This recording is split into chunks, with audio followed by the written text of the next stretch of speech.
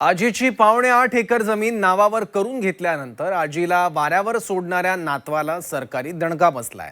आजीनं नातवाच्या नावे केलेल्या जमिनीचं बक्षीसपत्र सरकारनं रद्द केलं। लातूर जिल्ह्यातल्या या घटनेमुळे नातेसंबंधातला ओलावा कसा नाहीसा होत चाललाय हे अधोरेखित झालंय। लातूर तालुक्यातल्या कारसा गावातील या आहेत हौसाबाई लहाडे। या आजीबाईनं वृद्धापकाळात आपला सांभाळ होईल या अपेक्षेनं आपल्या नातू आणि पणतूच्या नावावर तब्बल 8.5 एकर जमीन बक्षीसपत्राद्वारे हस्तांतरित केली होती। आजीच्या नावावरची जमीन आपल्याला मिळाल्यानंतर नातू आणि पणतूने खरे रंग दाखवायला सुरुवात केली। आजीची काळजी घेणं त्यांनी सोडून दिलं। शेवटी आजीनं नातू आणि पणतू विरोधात दाद मागण्याचा निर्णय घेतला।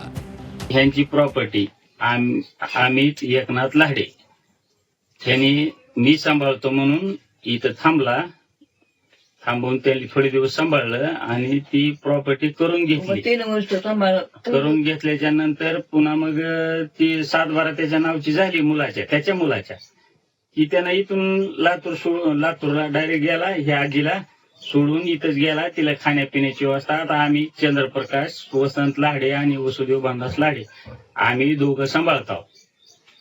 आणि ती पुन्हा मग ती माहिती झाला आम्हाला। त्याच्यानंतर मग हौसाबाईंनी दावा दिला। प्रकरण उपविभागीय अधिकारी तथा ज्येष्ठ नागरिक न्यायाधिकरणासमोर पोहोचल्यानंतर याची सविस्तर सुनावणी घेण्यात आली।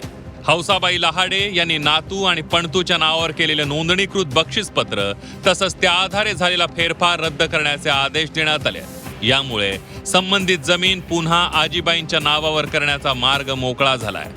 बक्षीसपत्र करून दिल्यानंतर तो जो नातू पणतू हे गाव सोडून शहरात राहायला आले आणि तेव्हापासून त्यांनी आजीकडे काहीच पाहिलं नाही। म्हणजे त्या आजीला 2 वेळचं जेवण मिळायची आज भ्रांत आहे। तर त्यांनी यामध्ये अर्ज केला होता। दोन्ही पक्षकारांची सुनावणी घेऊन यामध्ये ती जमीन ते बक्षीसचं हस्तांतरण हे या न्यायाधिकरणाकडनं वॉइड ठरवून तो फेर आम्ही रद्द केलेला आहे आणि ती जमीन पुन्हा आजींच्या नावावरती केलेली आहे। या प्रकरणात केवळ बक्षीसपत्र आणि फेरफार रद्द करण्यात आले नाही तर संबंधित जमिनीवर घेतलेले शासकीय लाभ आणि अनुदानही नियमानुसार परत करण्याचे आदेश देण्यात आले। मुलांकडनं आई वडिलांचं सांभाळ होत नाही तर खूप वाईट परिस्थितीमध्ये आई वडिलांची परिस्थिती मी या केसेसमध्ये पाहिलेली आहे।